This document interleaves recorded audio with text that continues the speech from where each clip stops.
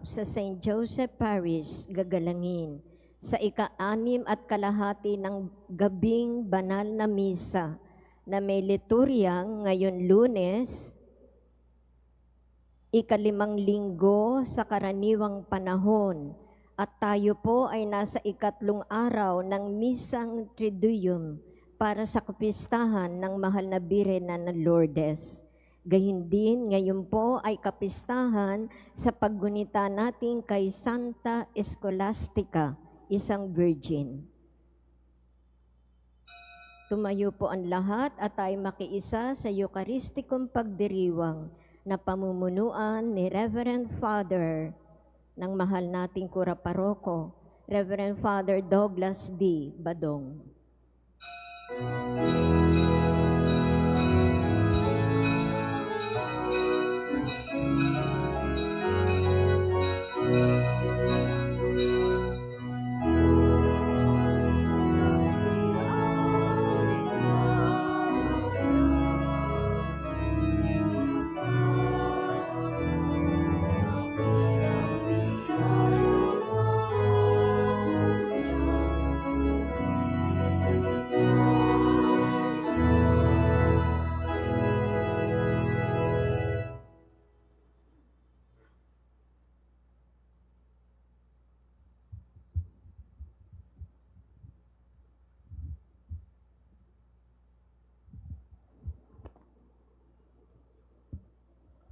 Sa ngalan ng Ama at ng Anak at ng Espiritu Santo. Amen.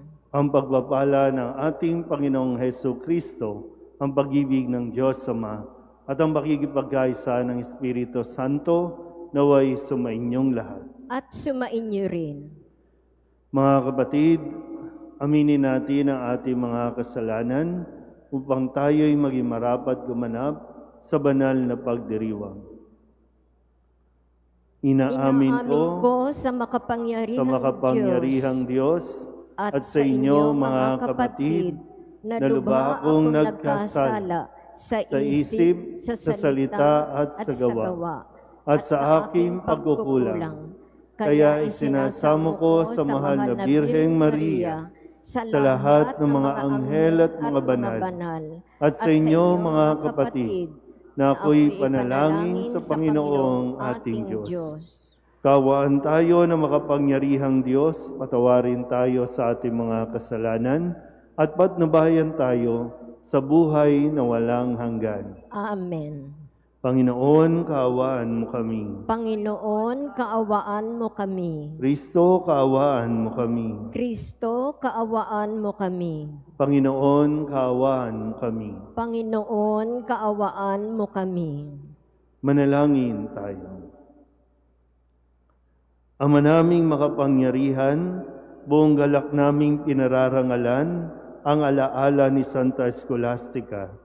Ang pagtingin namin sa Kanya bilang huwaran sa katapatan ay magbunga nawa ng aming pagkakaroon ng maaasahang pag-ibig sa aming paglilingkod sa iyo, sa pamumuhay sa walang maliw mong kagalakan, sa pamamagitan ni Jesucristo, kasama ng Espiritu Santo, magpasawalang hanggan. Amen.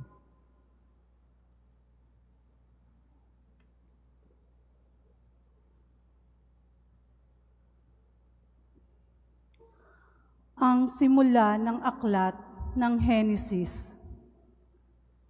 Nang simulang likain ng Diyos ang lupa at ang langit, ang lupa ay wala pang hugis o anyo. Dilim ang bumabalot sa kalaliman at umiihip ang malakas na hangin sa ibabaw ng tubig. Sinabi ng Diyos, magkaroon ng liwanag. At nagkaroon nga. Nasiyahan ng Diyos nang ito'y mamasdan. Pinagbukod niya ang liwanag at ang dilim. Ang liwanag ay tinawag niyang araw, at ang dilim naman ay tinawag niyang gabi.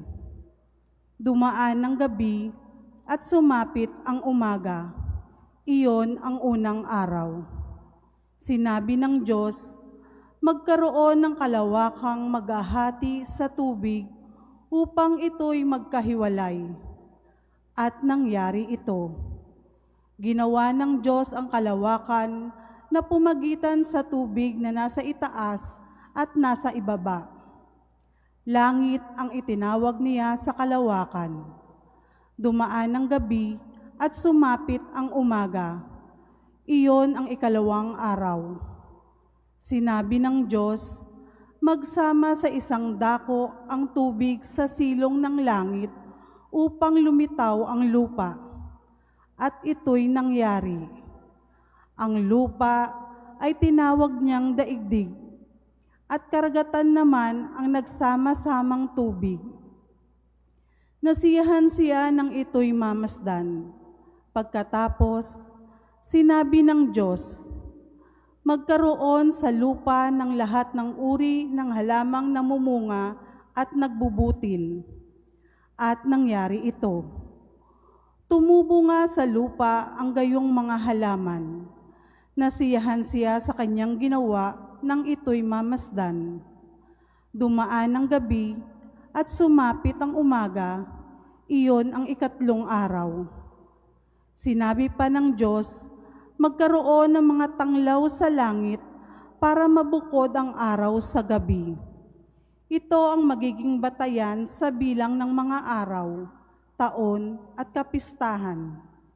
Mula sa langit, ang mga ito'y magsasabog ng liwanag sa daigdig, at gayon nga ang nangyari. Nilikha ng Diyos ang dalawang malaking tanglaw, ang araw upang tumanglaw sa maghapon, at ang buwan upang magbigay liwanag kung gabi. Nilikha rin niya ang mga bituin.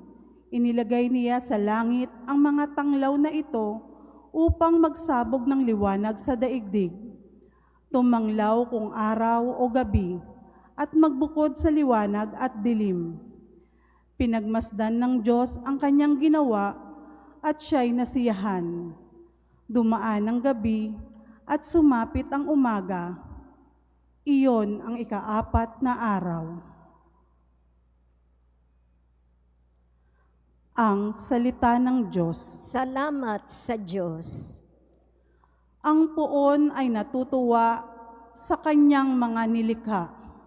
Ang poon ay natutuwa sa kanyang mga nilikha. Pinupuri ka, Poong Diyos, nitong aking kaluluwa. O Panginoong aking Diyos, kay dakila mong talaga. Ang taglay mong kasuotay, dakila rit marangal pa. Nababatbat ka, Poong Diyos, ng liwanag na maganda. Ang poon ay natutuwa sa kanyang mga nilikha. Ikaw na rin ang nagtayo ng saligan nitong lupa. Matatag na ginawa mo't hindi ito mauuga. Ang ibabaw ng saligay ginawa mong karagatan, at tubig din ang bumalot sa lahat ng kabundukan. Ang poon ay natutuwa sa kanyang mga nilikha. Lumilikha ka ng ilog na patungong kapatagan. Sa gilid ng mga burol, umaagos na marahan. Sa naroong kakahuyay, umaawit na masaya.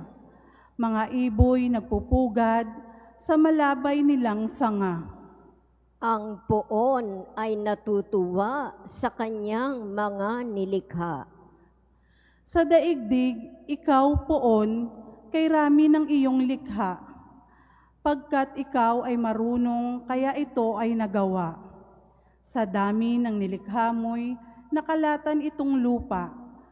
Purihin ang Panginoon, purihin mo kaluluwa. Ang poon ay natutuwa sa kanyang mga nilikha.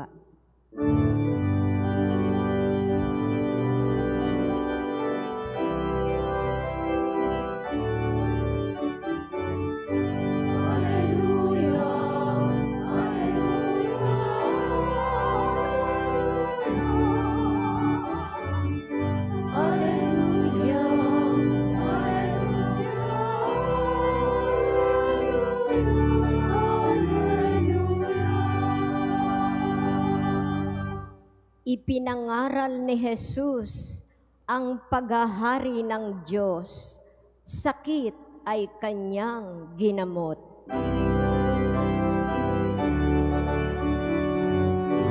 Hallelujah, Hallelujah, Hallelujah,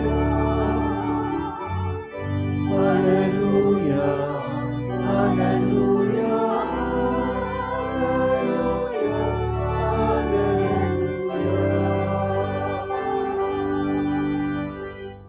Sumainyo ang Panginoon. At sumainyo rin. Ang mabuting balita ng Panginoon ayon kay San Marcos. Papuri sa iyo, Panginoon. Noong panahong iyon, sina Jesus at ang kanyang mga alagad ay tumawid ng lawa at pagdating sa Genesaret ay isinadsad nila ang bangka. Paglunsad nila, nakilala siya agad ng mga tao, kaya't nagmamadaling nilibot ng mga ito ang mga pook sa paligid at ang mga may sakit na nakaratay na sa higaan ay dinala nila kay Jesus.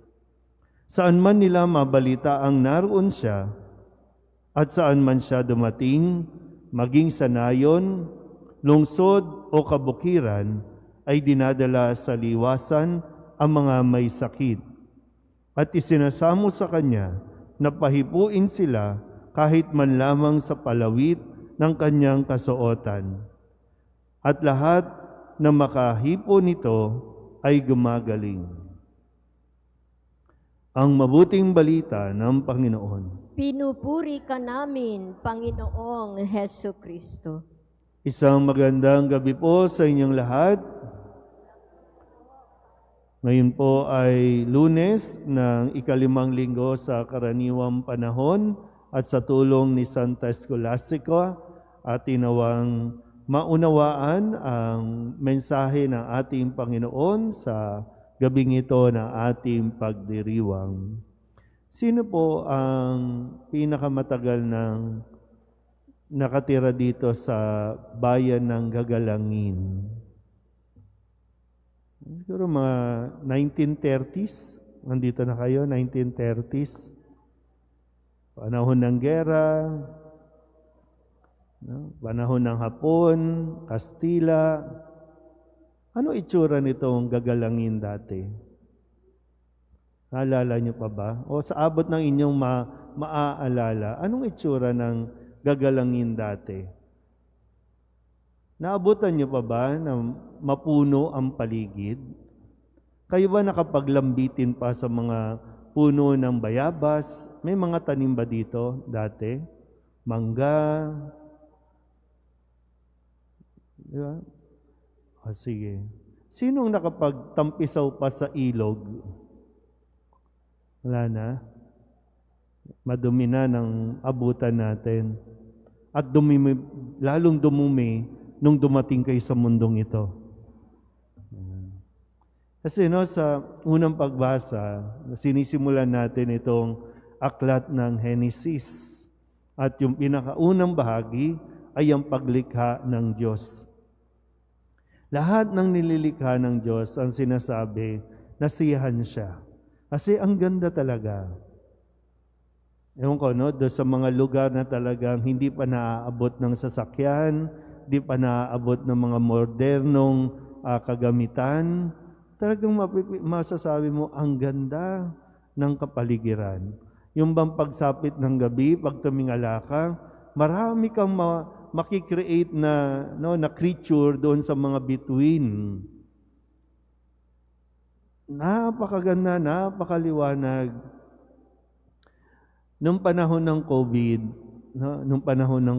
di ba, mula dito, pag umakyat ka sa mataas na gusali, natatanaw mo na yung kabundukan ng Antipolo ng Rizal. Sabi, ay, yun pala yun. Pero bago ang COVID, hindi natin nakikita. Sa kapal ng usok. Yung ilog, talagang hindi mo maintindihan ano nangyari sa ilog. Dapat tubig ang umaagos dyan, pero bakit basura ang umaagos dyan? Nilikha ba ng Diyos na madumi ang daigdig? Yan. Sana, no? Para kasing wala tayong pakialam sa kung ano nangyayari sa kalikasan natin. So okay na yun, magro-rosaryo ako, bahala kayo dyan, no? Pero hindi nyo alam, lahat tayo apektado kapag nagulo ang kalikasan. Hindi nilikha ng Diyos ang sakit. Pero sabi sa Ebanghelyo, maraming tao ang may sakit na dinadala kay Jesus. At sino man ang makahipo nito kahit sa laylayan ng damit niya ay gumagaling. Sa unang bahagi, nilikha ng Diyos ang daigdig na napakaganda, yung kalikasan, pero sinira ng tao. At ngayon, bumabalik ang Panginoon sa katauhan ni Jesus at nire-restore niya ulit yung ating pong maging sa ating mga pisikal na pagkasira sa pagkakasakin, tanging ang Diyos din ang nakaka-restore nito. Pero magandang paalala kasi na ihintayin mo pa ba na magkasakit ka? Minsan may mga pagkakataon na hindi mo na maibabalik eh. Yung mga naputol na puno dyan sa daanan natin, hindi mo na maibabalik. Kapag nagkasakit ang tao, hindi na yan maibabalik. Nasira na ang baga mo, nasira na ang bituka mo, o kung anumang bahagi ng katawan mo, dahil sa kapabayaan, dahil bahagi tayo ng nilikha ng Diyos, na mabuti, maganda, pero inaabuso natin ang lahat ng nilikha ng Diyos. Magandang paalala ito sa atin, ha? Huwag na nating hintayin na mapirwisyo tayong lahat dahil sa kalikasan. At huwag nating isisisi sa Diyos, huwag nating isisisi sa kalikasan ang mga kaguluhang nangyayari sa atin. Dahil tao ang may kapabayaan. Sa kabutihan ng Diyos, gusto niyang ibalik yung mga nasira sa atin. Gusto niyang ibalik at talagang kayang-kaya niyang ibalik ang dating sigla, ang dating ganda ng kanya ring nilikha. Amen?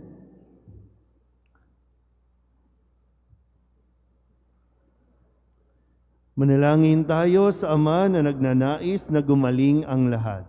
Hindi niya itinataboy ang sino mang nangangailangang dumudulog sa Kanya. Ang ating pong itutugon, banal na tagapagpagaling, mahabag kayo sa lahat. Banal na tagapagpagaling, mahabag kayo sa lahat. Bilang simbahan, naway huwag nating isarado ang ating mga puso sa pangangailangan ng ating kapwa. Bagkus ibahagi natin ang pag-ibig ng Diyos sa kaninuman. Manalangin tayo sa Panginoon. Banal na tagapagpagaling, mahabag kayo sa lahat. Tayong lahat naway kumilos para sa katarungan at para sa dangal ng tao, lalo na sa mga taong hindi binibigyang pansin ng lipunan, kasama na ang mga mahihina at mga dukha. Manalangin tayo sa Panginoon. Banal na tagapagpagaling, mahabag kayo sa lahat. Ang ating komunidad naway maging matulungin at maitaas ang bawat isa na mayroong pag-ibig at malasakit tulad ng ipinakita sa atin ng Panginoon. Manalangin tayo sa Panginoon. Banal na tagapagpagaling, mahabag kayo sa lahat.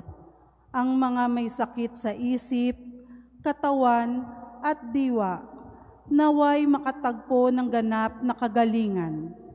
Manalangin tayo sa Panginoon.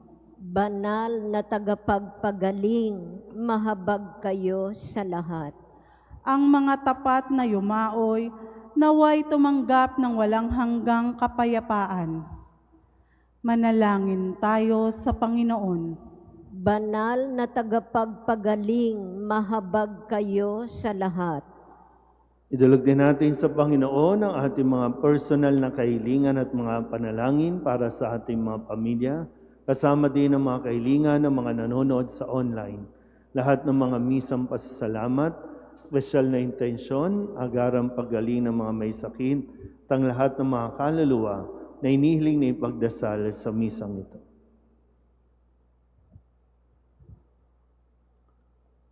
Ang lahat ng ito inihiling namin sa ngalan ni Kristong aming Panginoon. Amen.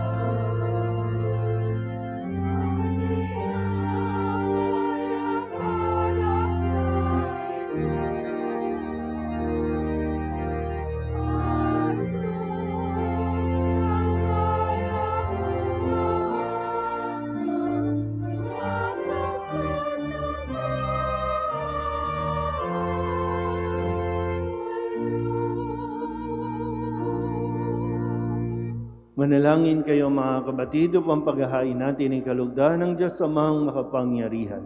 Tanggapin nawa ng Panginoon itong paghahain sa iyong mga kamay, sa kapurihan niya at karangalan, sa ating kapakinabangan at sa buong sambayanan niyang banal. Ama naming lumikha, sa pagpapahayag namin sa iyong kadakilaan, ngayong ginugunita namin ang dalagang si Santa Scholastica, ang kalugod-lugod niyang kagitingan sa pamumuhay ay magpagindapat nawang kalugdan mo ang aming mga alay sa pamamagitan ni Jesucristo kasama ng Espiritu Santo magpasawalang hanggan. Amen. Sumainyo ang Panginoon. At sumainyo rin. Itaas sa Diyos ang inyong puso at diwa. Itinaas na namin sa Panginoon. Pasalamatan natin ang Panginoong ating Diyos. Marapat na siya ay pasalamatan. Ama naming makapangyarihan, tunay nga marapat na ikaw ay aming pasalamatan. Ngayon ikinagagalak naming may mga banal na tao na nagtalaga ng sarili sa anak mong sa Jesucristo upang ipamalas nila ang paghahari mo at maakit ang kapwa na manalig sa iyo. Ngayon sa aming ibinibigay ng iyong anak na minamahal ang kabanalang iyong taglay at hangad mong kamtin ng tanan. Ito ang pinanggalingang amin ngayong nililingon. Dito mo rin nais na kami makarating at tumantong. Kaya kaysa ng mga anghel na nagsisiawid ng papuri sa iyo na walang humpay sa kalangitan, kami nagbubunyi sa iyong kadakilaan.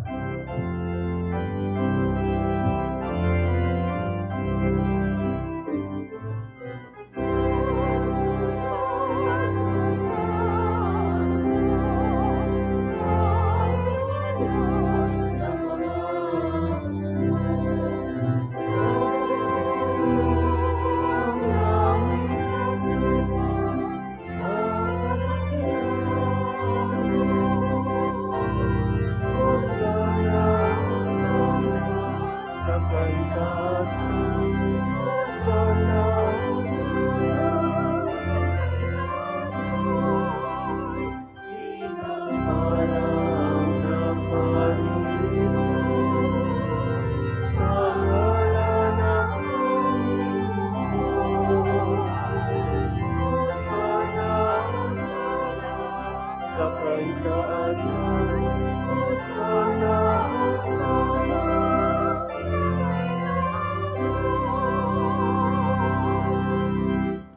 Ama naming banal, ikaw ang bukal ng tanang kabanalan.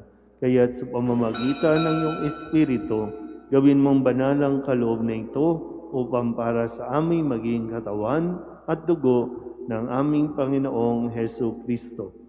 Bago niya pinagtiis ang pusang loob na maging handog, inawakan niya ang tinapay, pinasalamatan kaniya, pinaghati-hati niya iyon, iniabot sa kanyang mga alagad at sinabi, "Tanggapin ninyong lahat ito at kanin, ito ang aking katawan na ihahandog para sa inyo."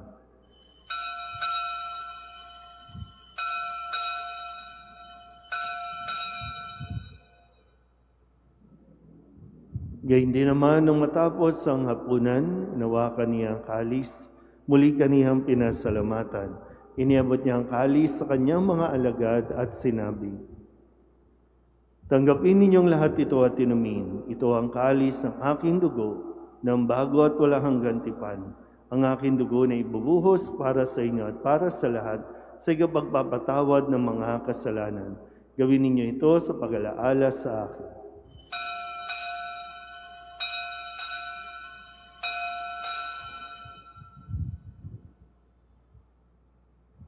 Ipagbunyi natin ang misteryo ng pananampalataya.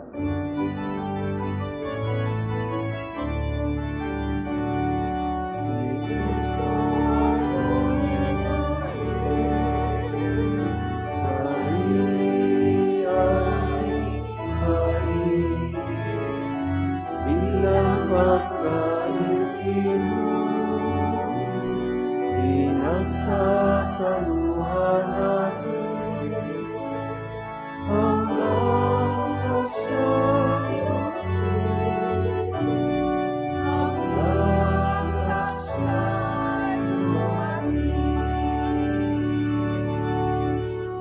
Ama, ginagawa namin ngayon ang pag-alaala sa pagkamatay at muling pagkabuhay ng iyong anak. Kaya tiniaalay namin sa iyo ang tinapay na nagbibigay buhay at ang kalis na nagkakaloob ng kaligtasan. Kami nagpapasalamat dahil kami iyong minarapat na tumayo sa harap mo para maglingkod sa iyo. Isinasamo namin kami magsasalo-salo sa katawan at dugo ni Kristo ay mabuklod sa pagkakaisa sa pamamagitan ng Espiritu Santo. Ama, lingapin mo ang iyong simbahang laganap sa buong daigdig. Puspusin mo kami sa pag-ibig kay San Francisco na aming Papa at ni Jose na aming Obispo at ng Tanang Kaparian.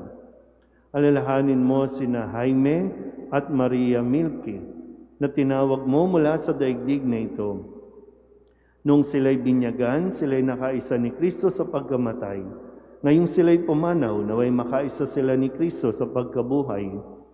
Alalahanin mo rin ang mga kapatid naming nahimlay na may pag-asang sila'y muling mabubuhay, gayon din ang lahat ng mga pumanaw. Hawaan mo sila at patuloyin sa iyong kaliwanagan. Hawaan mo at pagindapating kaming lahat na makasalo sa iyong buhay na walang wakas. Kaysa ng mahal na Birheng Maria na Ina ng Diyos, ng kabiyak ng puso niyang si San Jose, kaysa ng mga apostol at ng lahat ng mga banal na namuhay dito sa daigdig ng kalugod-lugod sa iyo, may pagdiwang nawa namin ang papupuri sa ikararangal mo sa pamamagitan ng iyong anak na aming Panginoong Hesu Kristo. Sa pamamagitan ni Kristo, kasama niya at sa Kanya, ang lahat ng parangal at papuri ay sa iyo, Diyos Amang makapangyarihan, kasama ng Espiritu Santo, magpasawalang hanggan.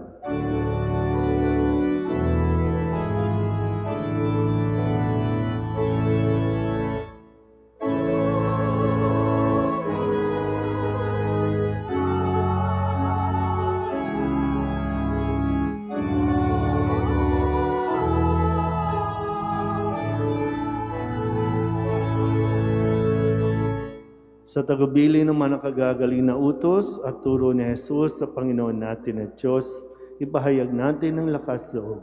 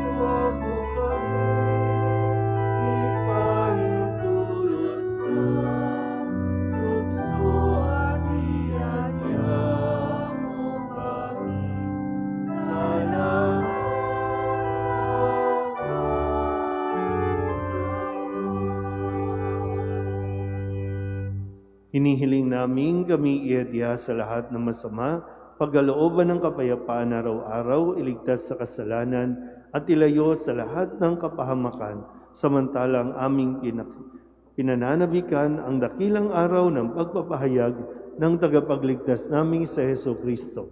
Sapagkat iyo ang kaharian at ang kapangyarihan at ang kapurihan magpakailanman. Amen. Panginoong Jesucristo, sinabi mo sa iyong mga apostol, kapayapaan ang iniiwan ko sa inyo, ang aking kapayapaan ang binibigay ko sa inyo.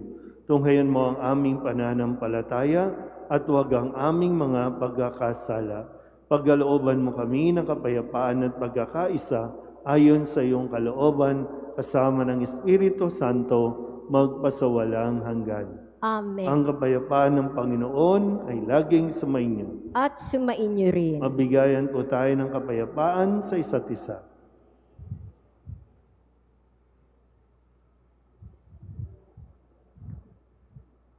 Kordero ng Diyos na nag-aalis ng mga kasalanan ng sanlibutan, maawa ka sa amin. Kordero ng Diyos na nag-aalis ng mga kasalanan ng sanlibutan, maawa ka sa amin. Kordero ng Diyos na nag-aalis ng mga kasalanan ng sanlibutan, ipagkaloob mo sa amin ang kapayapaan. Ito ang kordero ng Diyos. Ito ang nag-aalis ng kasalanan ng sanlibutan. Mapalad ang mga inaanyayahan sa kanyang piging. Panginoon, hindi ako karapat-dapat na magpatuloy sa iyo, ngunit sa isang salita mo lamang ay gagaling na ako.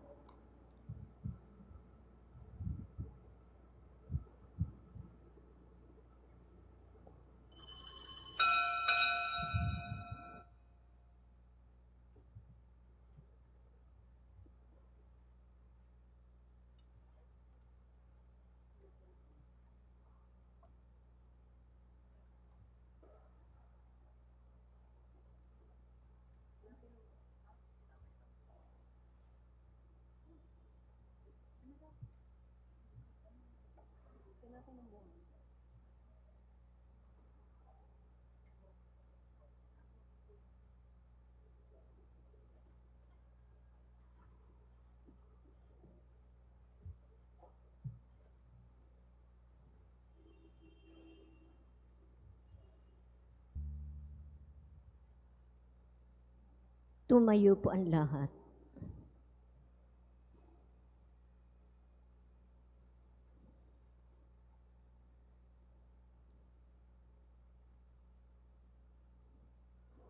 Manalangin tayo. Ama naming mapagmahal, sa pagsasalo namin ngayon sa banal na pakikinabang, matulungan nawa kami ng ulirang katapatan ni Santa Scholastica, upang tanging ikaw ang aming mahalin, habang inaako namin ng malasakit ni Jesucristo, kasama ng Espiritu Santo, magpasawalang hanggan. Amen. Sumainyo ang Panginoon. At sumainyo rin. At pagpalain kayo ng makapangyarihang Diyos, Ama at Anak, at Espiritu Santo. Amen. Tapos ang banal na misa, humayo tayo sa kapayapaan ni Kristo. Salamat sa Diyos. Magandang gabi po.